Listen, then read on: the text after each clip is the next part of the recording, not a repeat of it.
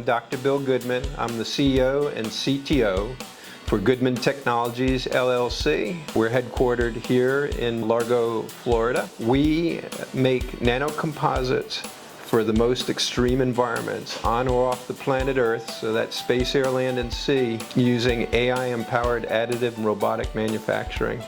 And I've been doing this type of work since about 1981. I chose to launch an aerospace company. It literally goes back to my childhood days, growing up in the 60s in the South Bronx. I always wanted to go to the stars, and since that time I've had things fly in space 7 times. A couple years back when I moved to Florida, one of the first things I did was reach out to economic development in Pinellas County. I was referred directly to the Florida Apex Accelerator for Pinellas County Economic Development. That's when I first met Yolanda Goodlew. From day one, she helped me to integrate not only into the county, but into the state of Florida. Some of the first things I did with Yolanda was I didn't know anybody here.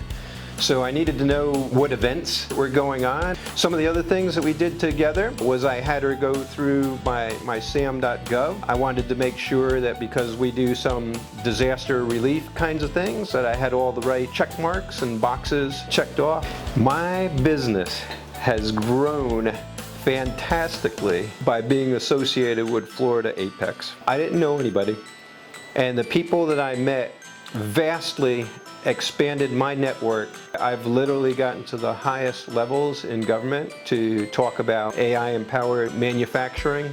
In our company, we are producing technologies that meet the joint, urgent, operational needs across our Department of Defense and for our allies.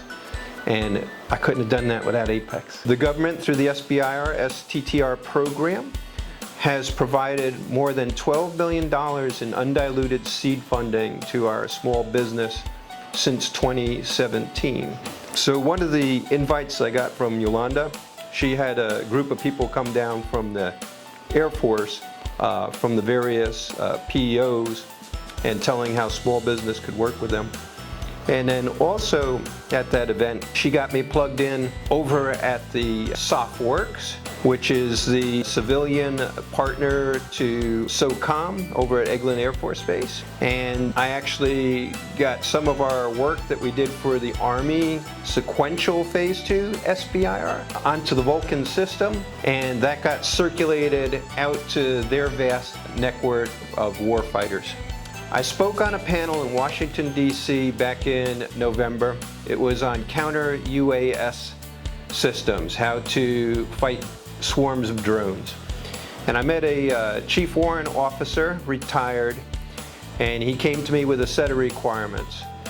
And during the next 2 days, my engineers and I worked out a system that I call the Swarm Stopper. It's been the subject of a national press release. Swarm Stopper was then incorporated into a platform called 9 High, which I have introduced Yolanda to.